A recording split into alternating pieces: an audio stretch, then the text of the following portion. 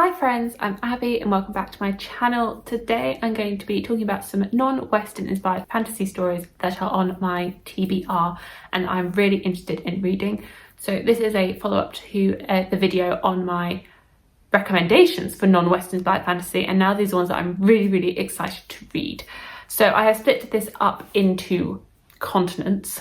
We have Asian inspired, we have Middle Eastern, we have Indian, we have African, and we have Latin American. So that's how I've organized this. So it's split up by continent. So if you are particularly interested in reading a book centered around a certain country or continent, then that is the structuring. Okay, so to starting with the Asian inspired fantasy stories that I'm so excited to read, and this one is, I think, pretty near the top of my TBR, and that is The Grace of Kings by Ken Liu.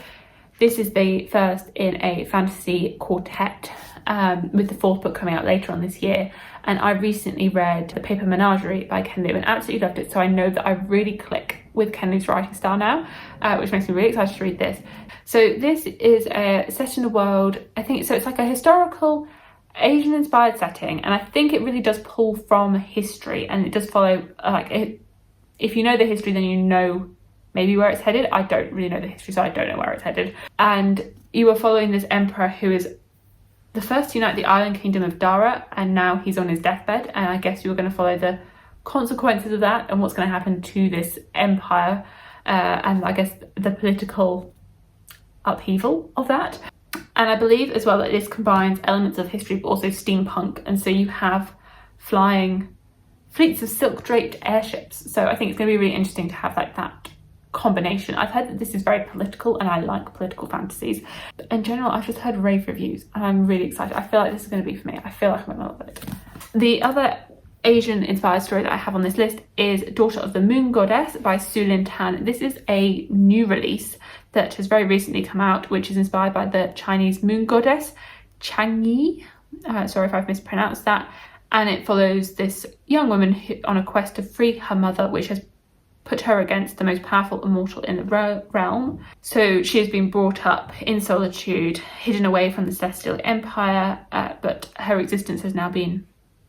people have now found out about her existence, and she has made her way to the Celestial Kingdom, a land of wonder and secrets. Disguising her identity, she sees an opportunity to learn alongside the Emperor's son, mastering archery and magic, even as passions flame between her and him. So yeah, I'm very intrigued. I'm intrigued. I don't know if this is like YA or adult, or where this falls, where this lands. In some ways that synopsis reads quite YA, but I feel like I saw it shelved in adult yesterday in the bookstore. But it's a romantic duology which weaves Chinese mythology into a sweeping adventure of immortals and magic.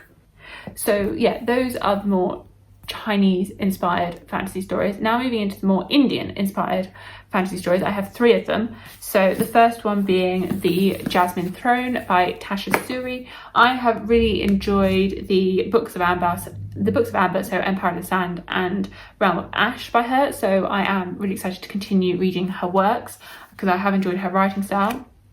This is the first, and I think it's a trilogy, which is why I'm holding off a little bit because I've been really trying to avoid starting incomplete series.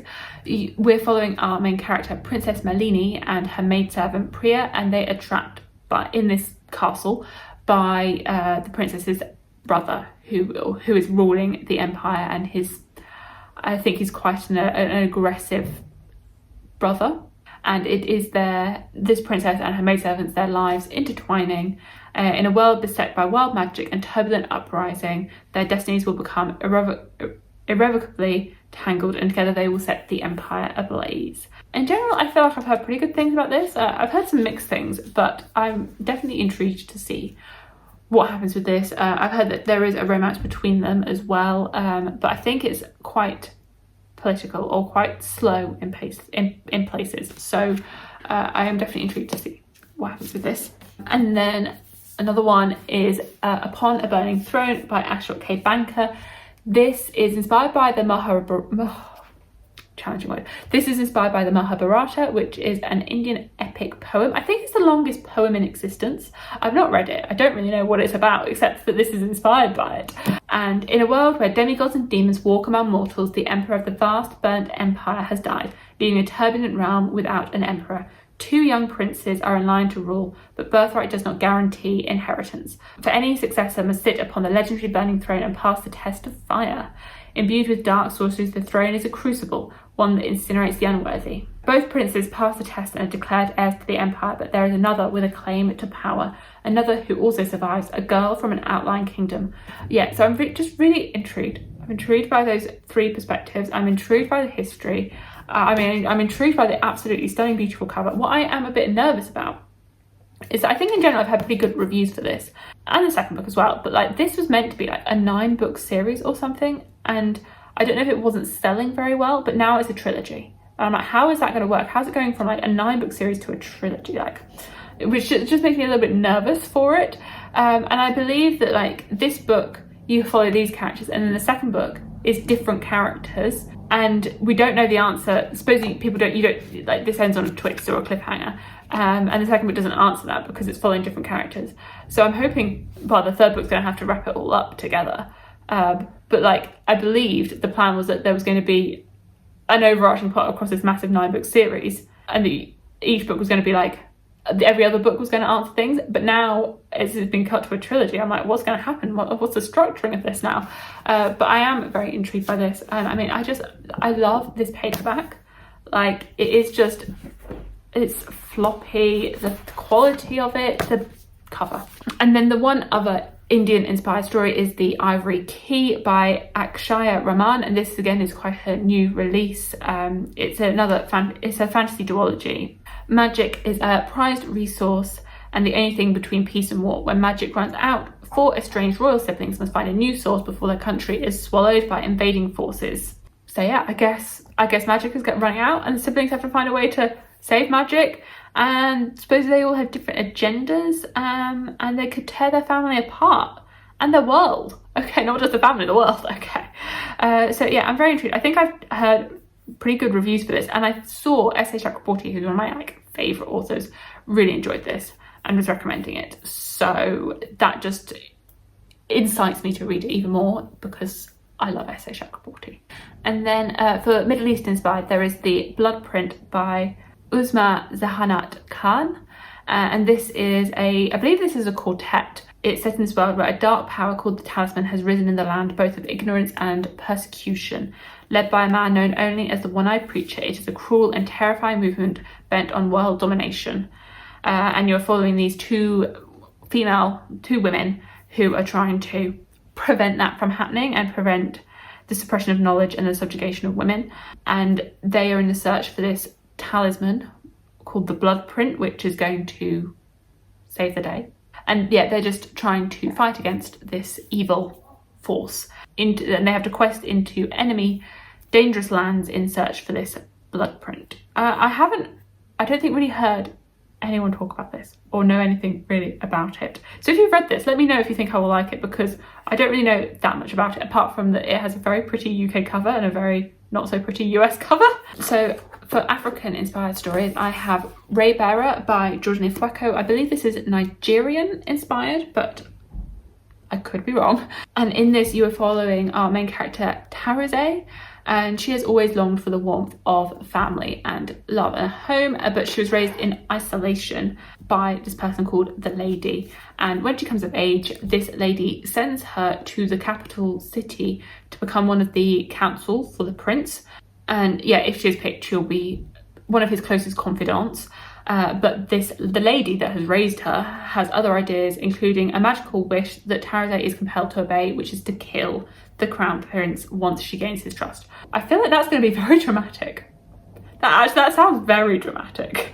Oh, and that has me really intrigued. And oh my god, the writing in this is huge. Oh my god, you could race through this. So this is a duology. So again, I think it could be very quick and fun to read. I believe it's also YA, so very quick to read as well. But that really intrigues me, and I'm also very intrigued by how large this writing is, because I feel like I could race through this. Otherwise, I have Redemption in Indigo by Karen Lord, and I believe this is like a Senegalese folktale. You're following a character who attracts the attention of the Undying One, who presents her with a gift, the Chaos Stick, which allows her to manipulate the subtle forces of the world. except there is this Indigo Lord who believes his power should not be Palmer, who our main character is, and he sets about trying to persuade her to return the Chaos Stick. Okay, every time I see this cover, I think of Peter Pan. But it probably got nothing to do with Peter Pan at all, because it's a Senegalese folktale and not Peter Pan. But this scene of these two people flying reminds me of Peter Pan. But it does just look really fairy tale-esque, and I'm just very intrigued to see what this is about. Angela at Literature Science Alliance raves about this. And then the final continent is Latin America. So for Latin America, I have two books that I'm really interested in. The first one is Black Sun by Rebecca Roanhorse, and this, I believe there is a convergence that it's working its way towards. You have multiple perspectives, and the winter solstice is usually a time for celebration and renewal, but this year it coincides with the solar eclipse, and I believe the whole book you're working up to this solar eclipse. And you have, different perspectives. You have a person called Serapio, who is blind, scarred and cloaked in destiny, and generally I've seen just rave reviews for this, like rave reviews, except people say that the ending is very abrupt, which is why I've been holding off reading it, because I'd like to just have everything available to me and not have to deal with an abrupt ending and not know what was going to happen next. It's inspired by the civilizations of the pre-Columbian Americas and woven into a tale of celestial prophecy, political intrigue and forbidden magic. Sign me up. And then the final one I have is The Stone Knife by Anna Stevens, and this is a Aztec inspired story, I believe, and this is by the same author that wrote the Godblind series, which I have read and really enjoyed. It's dark, like brutal, so I'm wondering how brutal this is going to be, but for generations the forest of Ixachipan have echoed with the clash of weapons as nation after nation has fallen to the empire of songs and to the unending magical music that binds its people together. Now only two free tribes remain. The empire is not their only enemy. Monstrous-scaled predators lurk in rivers and streams with a deadly music of their own. As battle looms, fighters on both sides must decide how far they will go for their beliefs and for the ones they love. So yeah, because I really enjoyed her other series, I feel like I'm going to enjoy this. I've heard that this is even better than Godblind, so that's a bonus. And I haven't read, I don't think, any Aztec inspired stories, so definitely intrigued by this.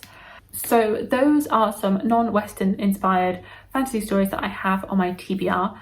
Do you have any recommendations for me? Any books that you think that I would love that are inspired by non-Western cultures?